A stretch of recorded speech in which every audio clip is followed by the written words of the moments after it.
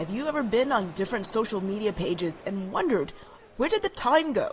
Cognitive neuroscience and psychology researcher Richard Lopez says this type of mindless multitasking on various digital devices is linked to obesity.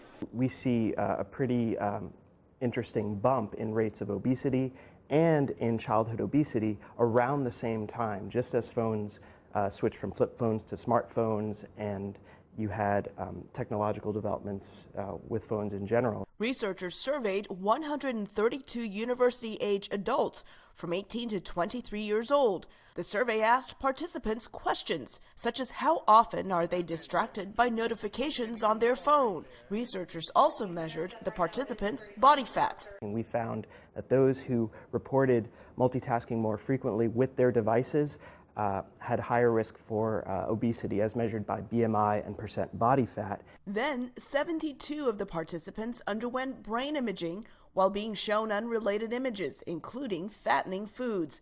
The results? The people who media multitasked more when exposed to tempting food cues showed different patterns of brain activity. We found a relationship whereby those who are high media multitasking had more reward-related activity in those brain systems that drive eating behavior, less activity in other prefrontal regions that help with self-control. I would not be surprised, I'll say, if high media multitaskers also struggle with other temptations in other domains. Researchers do not know whether people who tend to multitask with digital devices lack self-control, and as a result, their brain development is affected, or whether people with specific patterns of brain development have more of a tendency to multitask with their devices.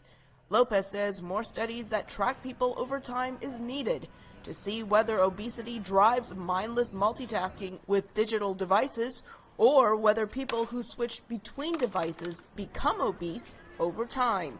Elizabeth Lee, VOA News, Houston.